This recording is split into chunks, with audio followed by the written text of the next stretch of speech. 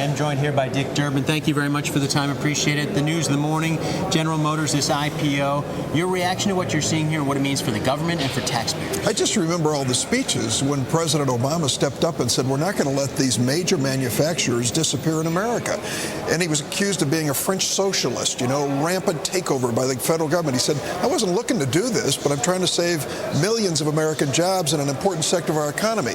I wonder if there'll be any speeches on the floor of the Senate today with what could be the largest IPO in history as GM is back on its feet and moving forward. It's good news for America. There's still a question about whether or not taxpayers are made whole as a result of this. How disappointed will you be if that doesn't happen? Right now, again, there are billions of dollars difference here. We want the money paid back, period. The TARP money is going to be paid back with interest. The money to the auto companies should be paid back with interest as well. The taxpayers were left holding the bag for a long time. Now that these companies are getting back on their feet, they owe the taxpayers first. All right, let's talk about taxes if we can. You've got a meeting at the White House today with the rest of the Senate Democratic leadership, the House leadership as well, but no Republicans. This was supposed to be the day that you all sit down and start negotiating the Bush tax cuts. Where does this stand? Are we going to have a resolution of the Bush tax cuts before the end of this year? I'm just hoping that once the Republicans get home for Thanksgiving, get some of cranberry relish or whatever it is, they're going to be in a better mood about sitting down and talking. The president invited them. They said they were too busy this week. Look us up after Thanksgiving. That's okay. We've got time after Thanksgiving to sit down with them and reach an agreement. But it has to be an agreement that's fair to both sides. Dramatically increasing the deficit to give tax breaks to the wealthiest people in America. Is that the message of the last election? I don't think so. Well, just keeping those tax rates for middle-class Americans still adds about $3 trillion to the deficit. There's some who say, listen, let these all expire. That's the message of austerity right now. Well, I don't agree with that, but it's interesting to note that all of the spending cuts and savings from the Deficit Commission over the 10 years equals the Bush tax cuts.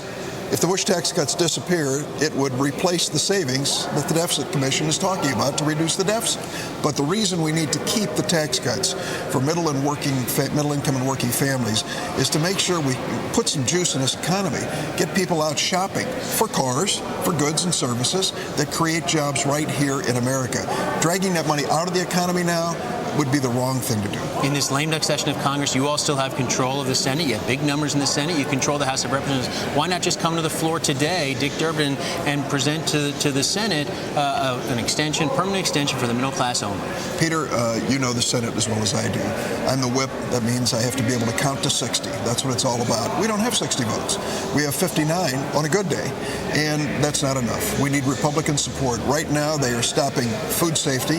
They're stopping the START treaty with the Russians, and they're basically saying, we'll talk to you later about tax cuts. So we're still waiting for the bipartisanship message that came out of the last election. The conventional wisdom on Wall Street, other parts, you all, at the end of the day, a temporary extension for everyone, 2 years, maybe into the presidential election year 2012. Is that where we're headed? Wall Street's always right, isn't it?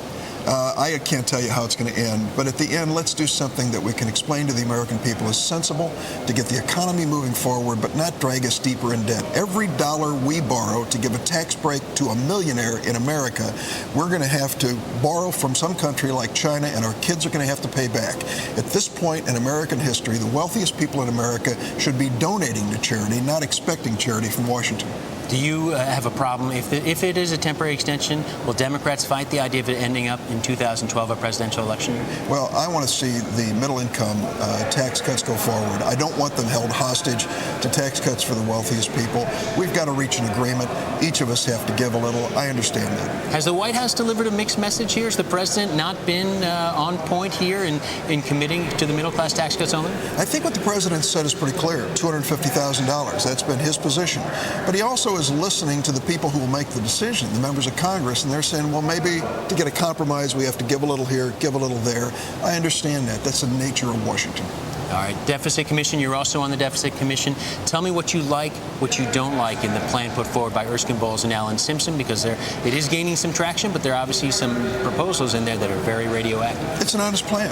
I mean, he was told, the commission was told to cut so much out of the deficit over the next 10 years, and Bowles and Simpson did it. Give them credit for it. It's honest. But there are parts of it that make me a little bit uncomfortable. Like what? 75% of it comes from spending cuts, 25% from revenue increases. I think that mix needs to be adjusted. I think it needs to be closer to 60-40 or maybe even lower than that in the proportion. The second thing, thing I like about it a lot, and it's going to make some of your listeners and viewers upset, I like this idea of taking all the tax expenditures, $1.1 trillion worth, and saying we're going to dump them and decrease tax rates by a third for everybody, and then let's examine which ones are important enough to restore at the expense of raising tax rates. All right, Senator Dick Durbin, as always, we appreciate the time.